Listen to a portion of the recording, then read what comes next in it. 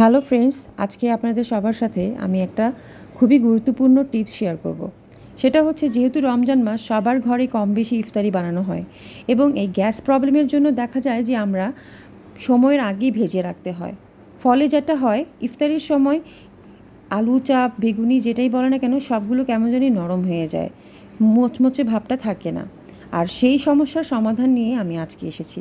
আসসালামু আলাইকুম, hello friends, আশা করি সবাই ভালো আছেন। তো আজকে আপনাদেরকে আমি দেখাবো কিভাবে বেসন গুলালে দীর্ঘ সময় মচমচা থাকবে এবং কিভাবে ভাজতে হবে। তো আমি মূল ভিডিওতে চলে যাচ্ছি। এখানে আমি 2 কাপ পরিমাণ বেসন নিয়েছি। বেসনটাকে আগেই চেলে রেখেছিলাম। তারপর আমি এখানে কালো জিরা দিয়ে দিয়েছি হাফ চামচ পরিমাণ, তারপরে আদা রসুন বাটা হাফ চা চামচ পরিমাণ, এবং চালের গুঁড়া দিয়েছি 2 টেবিল চামচ, এবং জিরার গুঁড়া হাফ চা চামচ, ধনে গুঁড়া হাফ চা চামচ, চাট মশলা হাফ চা চামচ, এবং কালো গোলমরিচ গুঁড়া 2 চিমটির মতন, খুব বেশি না। হলুদের গুঁড়া দিয়েছি, মরিচের গুঁড়া দিয়েছি 1 চা চামচ পরিমাণ, আপনারা আপনাদের ওই আন্দাজ অনুযায়ী দিবেন। এবং 1 চা চামচ পরিমাণ আমি এখানে কর্নফ্লাওয়ার দিয়েছি, সেটা আপনারা চাইলে নাও দিতে পারেন, কিন্তু ক্রিস্পি ভাবের জন্য কর্নফ্লাওয়ার দেওয়াটা খুবই জরুরি। এবং লবণ দিয়েছি স্বাদ মতো।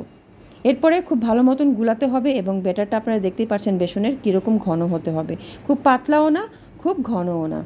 তারপর আমি রেখে দিলাম ওটা রেস্টে। ফ্রেন্ডস, আমার ভিডিওটা না টেনে পুরোটা দেখার অনুরোধ রইল, কারণ আমি স্টেপ বাই স্টেপ সব কিছু আপনাদেরকে বলে দিচ্ছি। ভাবে যদি আপনারা বাসায় তৈরি করেন তাহলে কিন্তু আলু চা বেগুনির যে অতিরিক্ত তেল থাকে প্রায় সময় দেখা যায়, ওটা থাকবে না। এর একটা প্লেটে কর্নফ্লাওয়ার নিয়ে নিচ্ছি। এটাই হচ্ছে আমার মূল রেসিপি। তো কর্নফ্লাওয়ার, এই যে আমি সব কিছু তৈরি করে রেখেছি, বেগুনি, তারপরে হচ্ছে ডিম চাপ, চিকেন কাবাব, আলুর চপ, এসব সব আমি এভাবেই কর্নফ্লাওয়ারে লাগিয়ে লাগিয়ে ভেজে নেব। তো সর্বপ্রথম আমি একটা বেগুন দিয়ে দেখাই। আমি চিকন করে বেগুন স্লাইস করে নিয়েছি, তারপরে এই কর্নফ্লাওয়ারে ডাস্ট করে নিতে হবে। ডাস্ট করার পরে ঝেড়ে নিতে হবে। এরপরে বেসন ভালো মতো লাগিয়ে ভেজে নিতে হবে। জাস্ট মেইন এটাই। আপনারা কর্নফ্লাওয়ারে আগে ডাস্ট করে নেবেন, দেন আপনারা বেসন লাগিয়ে ভেজে নেবেন। এবং ভাজার ক্ষেত্রে খুব হাই হিটে ভাজা যাবে না, মিডিয়াম লো হিটে ভাজতে হবে। ডুবো তুলে অবশ্যই ভাজতে হবে। দেখেন কত ফুলকো হয়ে গেছে এবং খুবই ক্রিস্পি হবে। একটু পরপর উলট পালট করে দিতে হবে, নইলে কিন্তু এক পাশ পুড়ে যাবে, আরেক পাশ কাঁচা থেকে যাবে। এই যে আমার প্রথম বেগুনিটা হয়ে গেছে, দেখাচ্ছি। কালারটাও খুব সুন্দর হয়েছে এবং খুবই ফুলকো হয়েছে, খুবই ক্রিস্পি হয়েছে। এবং ইফতারির টাইম কি, ইফতারির অনেক পর পর্যন্ত কিন্তু আমার বেগুনি, আলু চপ সবগুলো খুবই ক্রিস্পি থাকে। এবং এটার মূল কারণ হচ্ছে, বেসনে আমি চালের গুঁড়া এবং কর্নফ্লাওয়ার দুটো দিয়েছি, এবং ভাজার আগে, বেসনে লাগানোর আগে আমি কর্নফ্লাওয়ার দিয়ে মাখিয়ে নিয়েছি। এইভাবে পর্যায়ক্রমে আমি এই যে ডিম চপ, তারপরে কাবাব, চিকেন কাবাব, এসব সবগুলোই আমি কর্নফ্লাওয়ারে লাগিয়ে নিয়েছি, তারপর বেসনে লাগিয়ে লাগিয়ে ভেজে নিয়েছি। জাস্ট খুবই সিম্পল।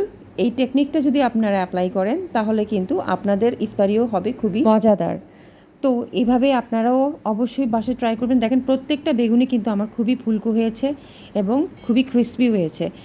এটা অনেকক্ষণ 3-4 ঘন্টা আমার ক্রিস্পি থাকে এবং সবাই খুব পছন্দ করে খেতে। কারণ হলো যে ভাজার পরে যদি ইফতারি টাইমে দেখা যায় সব নেতিয়ে গেছে, ক্রিস্পি ভাব নেই, তখন কিন্তু মজা লাগে না। ভিতরে যতই ভালো মশলা দেয় না কেন, কিন্তু উপরটা যদি ক্রিস্পি না থাকে তাহলে মজা লাগে না। এই ছিল আমার ভিডিওটা, আশা করি সবার খুবই কাজে আসবে। তো এই ছিল আমার রেসিপিটা। সবাই অনেক অনেক ভালো থাকবেন।